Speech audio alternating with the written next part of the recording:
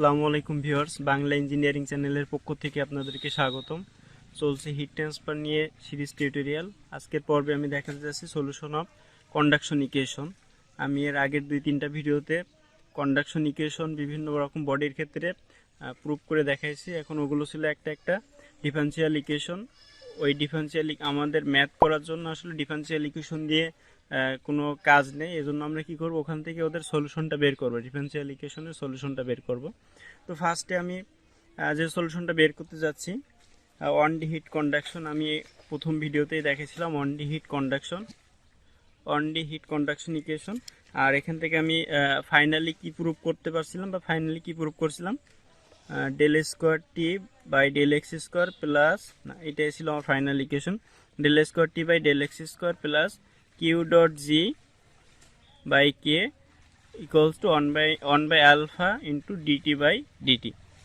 তো এখন ইকুয়েশনটা লিখে ফেলি, del s d square T by D x square যোগ q dot G by K equals to one by alpha into dt by dt. আচ্ছা, এখন এটা যেহেতু আর কি অন ডি হিট কন্ডাকশন, আমার সিস্টেমটা ছিল অনেকটা এরকম। এই একটা যদি বডি হয়, তো এইখান থেকে এইদিকে হিটটা কিভাবে ফলো করবে সেটা জাস্ট একদিকের জন্য হিসাবটা। এখন তো একদিকে হিট ফ্লোর জন্য আমরা এই ইকুয়েশনটা ডেরাইভ করছিলাম, ওয়ান ডি হিট কন্ডাকশন নাম দিয়েছিলাম। তো আমরা ধরে নেই এই যে ফেসের যে টেম্পারেচারটা T1, এই ফেসের টেম্পারেচারটা হলো T2। এখন যেহেতু আমার কি এটা একটা সেকেন্ড ডিগ্রি ডিফারেনশিয়াল ইকুয়েশন, একে আমাদের সলভ করা লাগবে। তো সলভ করলে আমাদের কীভাবে সলভ করব, যেহেতু এটা সেকেন্ড ডিগ্রি ডিফারেনশিয়াল ইকুয়েশন, আমরা দুইবার ইন্টিগ্রেশন করব, তাহলে আমাদের এই ডেরিভেটিভ টার্মটা উঠে যাবে বা তখন আর ডিফারেনশিয়াল ইকুয়েশন থাকবে না। তো প্রথমবার যদি আর কি, আচ্ছা এখানে ডেরিভেটিভ করার আগে আমরা কিছু আর কি কন্ডিশন বিবেচনা করে নেই। ফার্স্ট হলো স্টেডি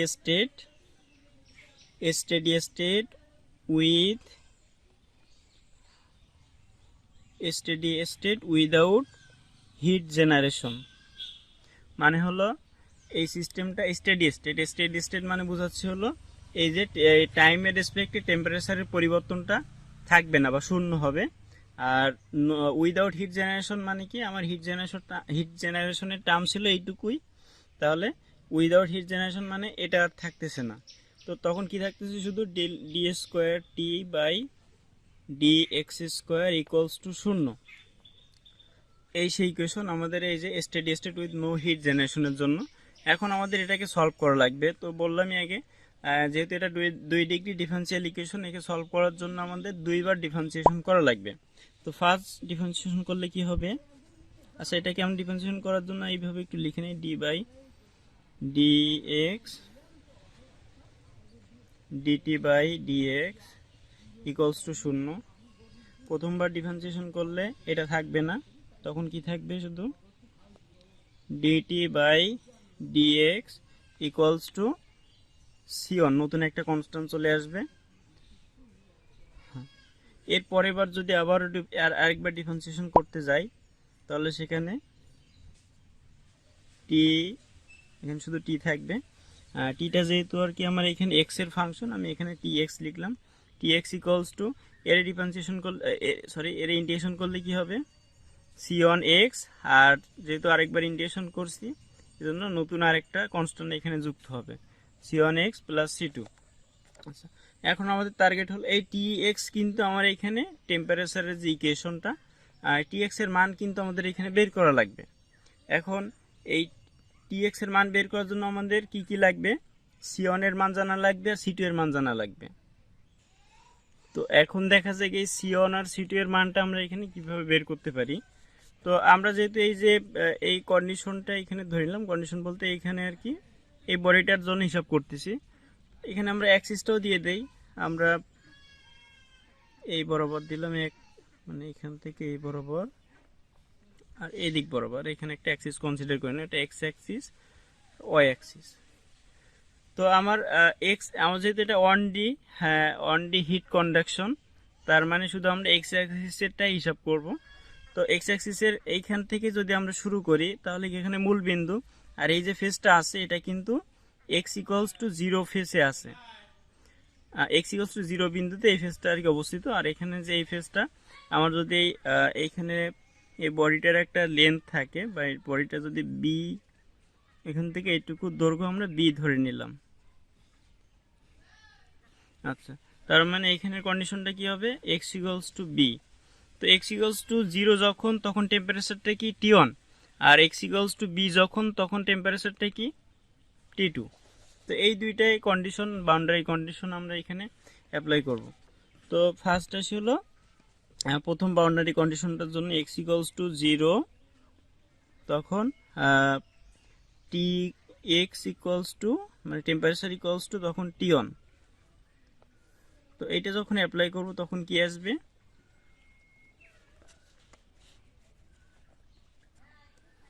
হ্যাঁ টি এক্স ইকুয়ালস টু টি1। তাহলে এই ইকুয়েশনে যখন আমরা এটা অ্যাপ্লাই করবো তখন কি এক্স ইকুয়ালস টু জিরো মানে কি এইটুকু আর থাকতেছে না, তখন আলটিমেটলি কি আসতেছে সি2 ইকুয়ালস টু টি2,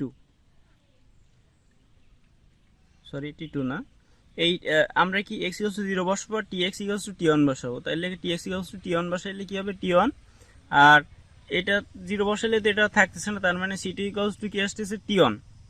আচ্ছা, এর পরবর্তী বাউন্ডারি কন্ডিশনটা কি ছিল, এক্স ইকুয়ালস টু বি যখন, তখন টি এক্স ইকুয়ালস টু কত, টি এক্স ইকুয়ালস টু টি2। তো এইটা যখন আমরা আর কি এখানে অ্যাপ্লাই করব তখন কি হবে, হ্যাঁ এই সমীকরণে এক্স ইকুয়ালস টু জিরো না, sorry X equals to B, এইখানের যে পয়েন্টটার জন্য, এই পয়েন্টটার জন্য হিসাব করতেছি। তো এক্স ইকুয়ালস টু বি যখন, তখন কি আমার এখানে টি এক্স ইকুয়ালস টু টি2। তো এক্স ইকুয়ালস টু বি এইখানে বসাই, এইখানে বসাই, তাহলে কি আসবে T two equals to C one into b plus C two. একটু আগে কিন্তু আমরা ওই যে সি2 এর মানটা পেয়ে গেলাম টি1। তো টি1 যদি পেয়ে যায় তাহলে এখানে যদি বসাই দেই তাহলে কি আসবে T two equals to C one into b plus C two এর মানটা পেয়ে গেলাম কত টি1। তো এখান থেকে তাহলে সি1 সমান কি লেখা যাবে, টি2 মাইনাস টি1 ডিভাইডেড বাই বি। আচ্ছা, এই সি1 আর সি2 এর দুইটা মান পেয়ে গেলাম। এখন যদি আমরা এই যে ইকুয়েশনটা আছে মেন ইকুয়েশন, এইখানে সি1 আর সি2 এর মানটা বসাই দেই তাহলে কি আসবে, টি এক্স ইকুয়ালস টু, বা টেম্পারেচারের যে ফাংশন সেটা আসবে কি সি1 এর মানটা কত বের করলাম, টি2 মাইনাস টি1 ডিভাইডেড বাই বি। আচ্ছা, আমরা এখানে ওই যে এই যে ইকুয়েশনটা আছে, এই ইকুয়েশনে আমরা সি1 আর সি2 এর মান বসাই দিচ্ছি। তার মানে কি আসবে তাহলে টি এক্স ইকুয়ালস টু, প্রথমে সি1 এর মান বসাই দিলাম টি2 minus T one by b into কি ছিল এক্স, প্লাস সি2 এর মানটা কি ছিল, আচ্ছা তাহলে এখানে সি2 এর মানটা বসাই দিই, সি2 এর মানটা কি ছিল টি1।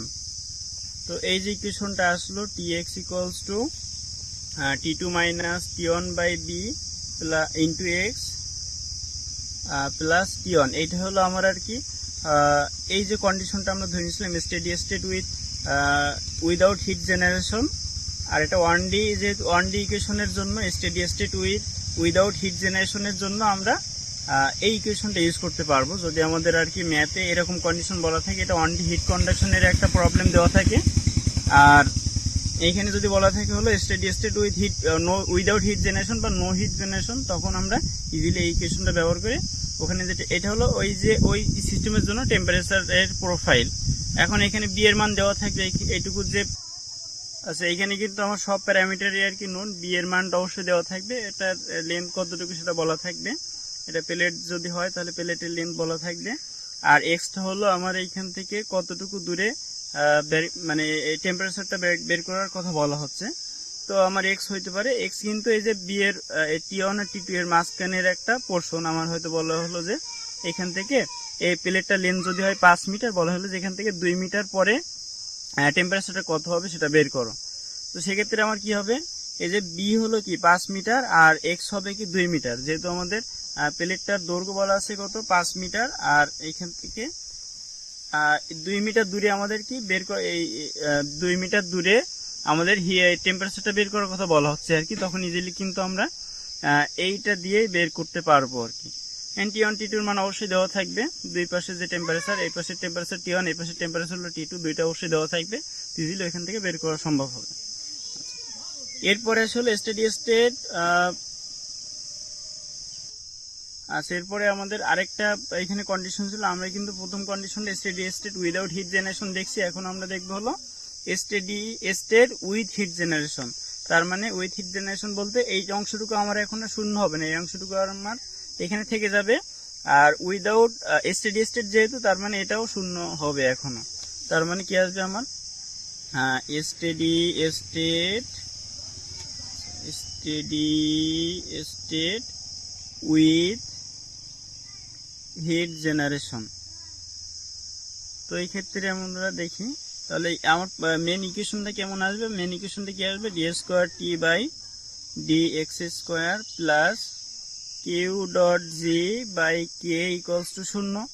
তো আমার এখন এই ইকুয়েশনটাকে সলভ করা লাগবে। তো আগের মতোই সলভ করার জন্য কি করা লাগবে, আমার এখানে দুইবার ডিফারেন্সিয়েশন করা লাগবে। তো সরি দুইবার ডিফারেন্সিয়েশন না, দুইবার ইন্টিগ্রেশন করা লাগবে।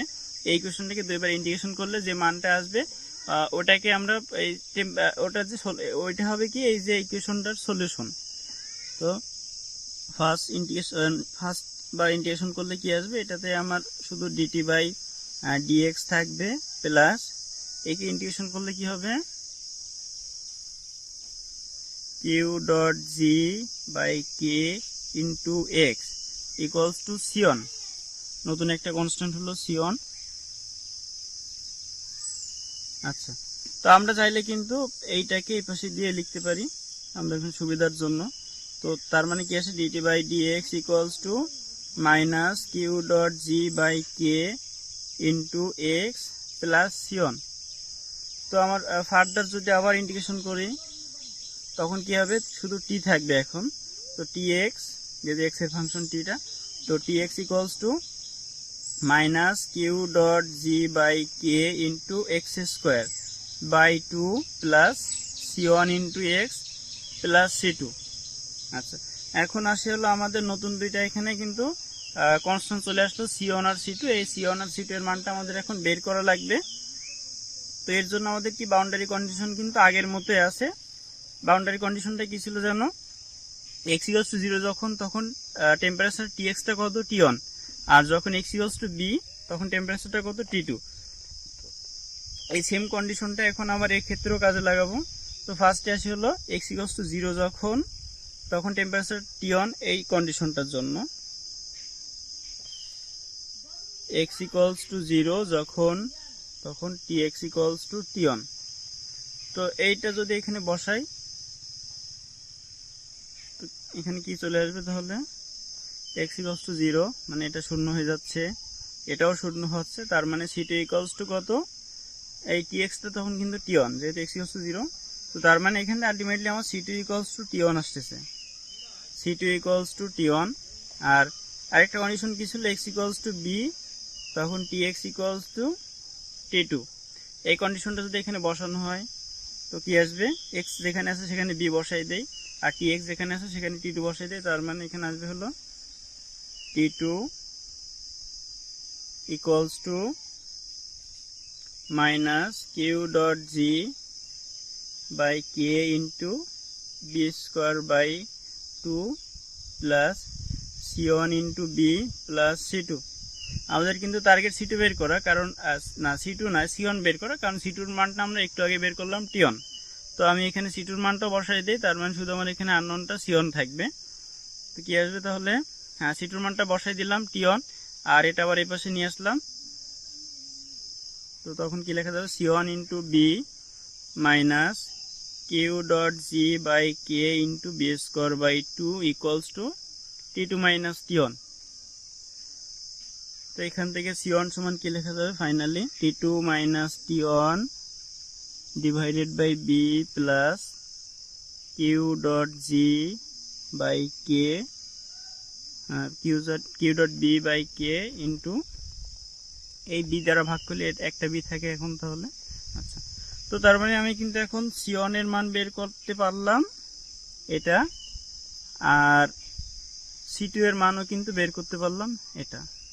তো C1 আর C2 এর মানটা যদি আমরা এই ইকুয়েশনে বসাই দেই তখন কিন্তু আমার এখানে শুধু Tx এর যে প্রোফাইলটা, টেম্পারেচার প্রোফাইলটা কিন্তু আমরা এখান থেকে ইজিলি বের করতে পারবো।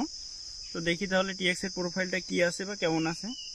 আচ্ছা, আমি C1 C2 এর মানটা আমি যে মেন Tx এর ইকুয়েশনে বসাই দেই। Tx ইকুয়ালস টু তখন কি আসবে তাহলে C1 C2 এর মান বসাইলে minus Q dot G by 2k into x square plus T2 minus T1 divided by B into X plus Q dot G into B by 2K into X plus T1.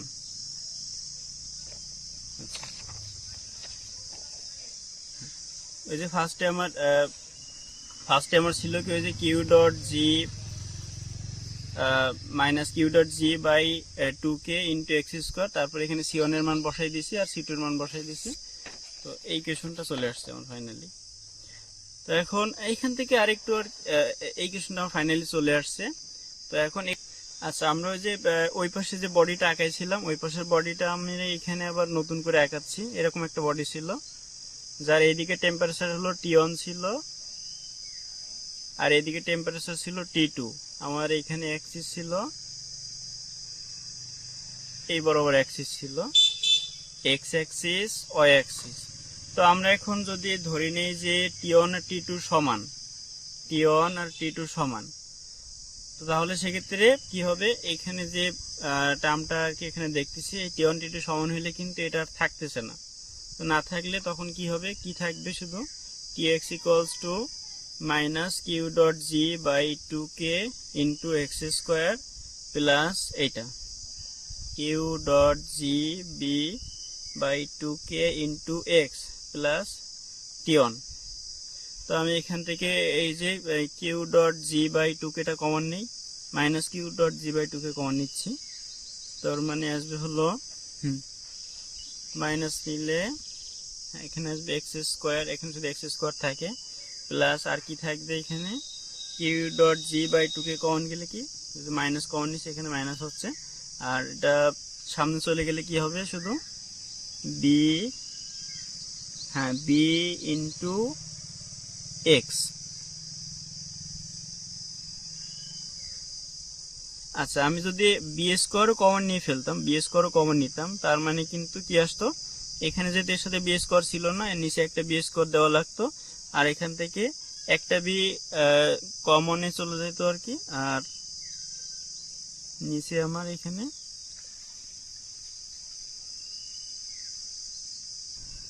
আচ্ছা B square common নিলে এখানে আসবে X square by B square, মানে এর সাথে যদি একসঙ্গে B square common নিয়ে ফেলি তাহলে এখানে আসবে X square by B square minus এর সাথে কি আমার এর সাথে একটা বি আছে, তার মানে এখন আমার কি হবে নিচে শুধু একটা বি দেওয়া লাগবে আর যেহেতু বি স্কোয়ার কমন নিচ্ছে আমরা কিন্তু গুণ করলে কি একটা বি কেটে যাবে, শুধুমাত্র উপরে একটা বি থাকবে আর কি। এটাকে আমরা জাস্ট মানে সমান করার জন্য, ইকুইভ্যালেন্ট করার জন্য এখানে নিচে একটা বি দেওয়া আছে, যেমনটা করা হয়েছিল এখানে বি স্কোয়ার দেওয়া হয়েছিল নিচে।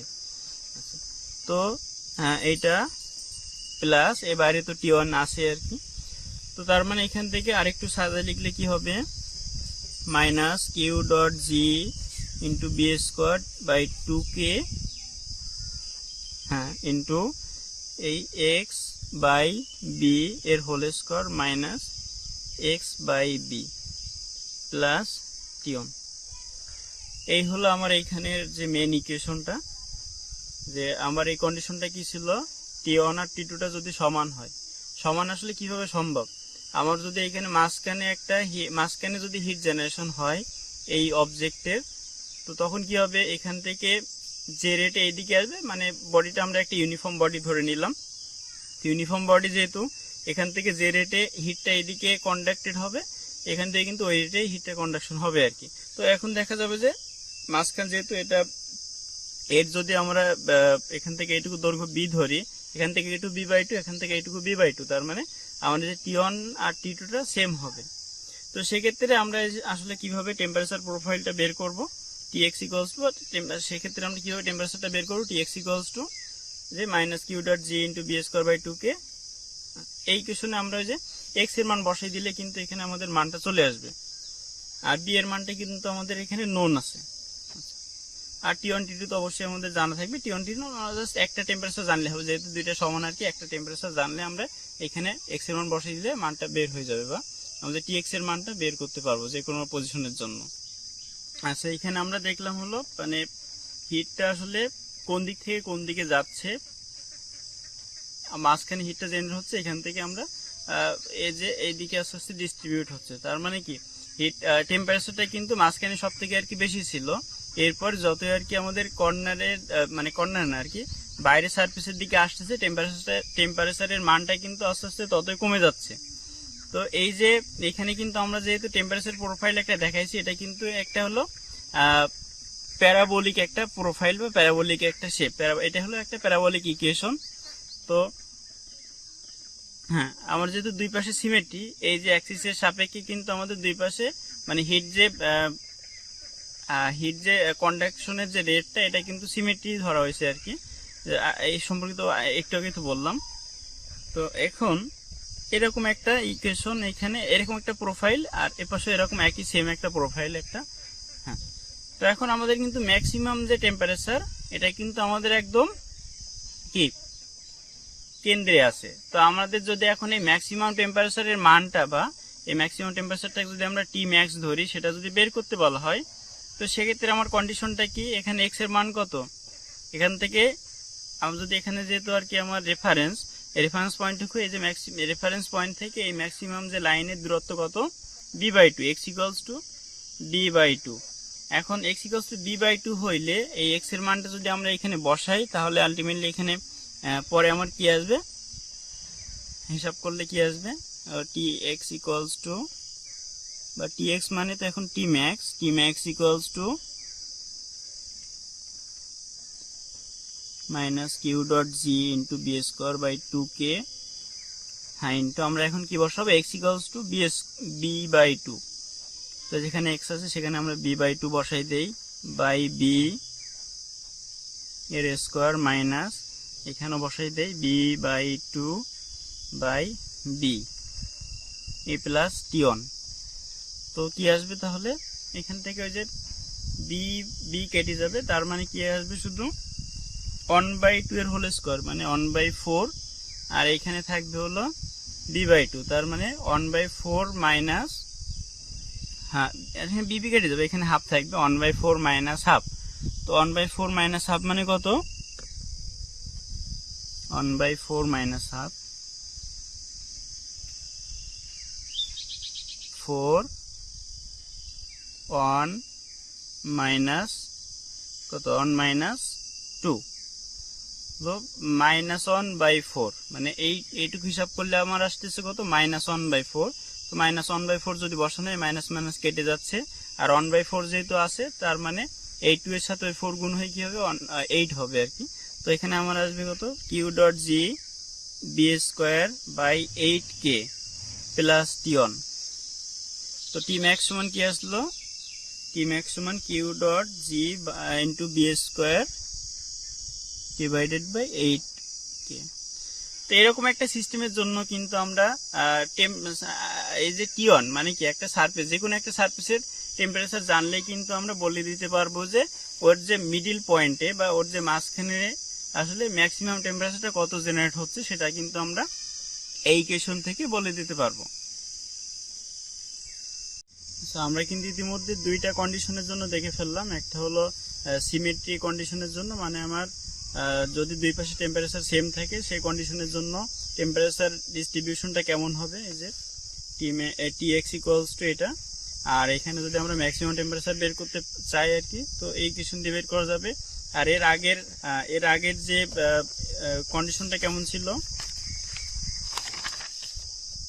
এর আগেরটা ছিল হলো আমার দুই পাশে টেম্পারেচার স্পেসিফাইডলি বলা থাকতো আর কি, T1 T2 বলা থাকতো, আমাদের এর মাঝে যদি কোনো পয়েন্টে টেম্পারেচার বের করা লাগতো, আমরা ইজিলি এখান থেকে এই কন্ডিশনগুলো, এই যে T1 T2 এর মান দিয়ে আমরা কিন্তু এখান থেকে ইকুয়েশনটা ডেরাইভ করছিলাম, Tx = T2 - T1/b × x + T1। এইখানে কিন্তু আমরা ওই যে T1 T2 এর মান বা b এর মান বসাই দিয়ে বা x এর মান কোথায় আমাদের কোন পয়েন্টের জন্য বের করা লাগতেছে ওটা বসাই দিয়ে কিন্তু আমরা এখান থেকে Tx এর মানটা ইজিলি বের করতে পারতাম। তো এই কন্ডিশনটার নাম ছিল হলো স্পেসিফাইড টেম্পারেচার। আচ্ছা, তো নেক্সট ভিডিওতে আমরা আর কি এখানে স্পেসিফাইড টেম্পারেচার তো দেখালাম, নেক্সট ভিডিওতে আমরা হলো স্পেসিফাইড হিট ফ্লাক্স, মানে এই দুই প্রান্তের হিট ফ্লাক্স যদি আমাদের আর কি ডিফাইন করা থাকে তো ওইটা দেখে আমরা কিভাবে বুঝবো, যে ওইটা দেখে আমরা এখান থেকে কিভাবে Tx এর মান, মানে মাঝখানে যদি কোনো একটা পয়েন্টে টেম্পারেচার আমাদের বের করতে বলা হয় তো তার মানটা আমরা এখানে কিভাবে বের করব, তো আমরা এটা নেক্সট ভিডিওতে দেখব। তো আজ এ পর্যন্তই ছিল। কারো যদি কোনো সমস্যা থাকে অবশ্যই কমেন্ট বক্সে জানাবেন, আর ভিডিওটি ভালো লাগলে অবশ্যই লাইক করবেন, সাবস্ক্রাইব করবেন এবং শেয়ার করবেন। ধন্যবাদ সবাইকে।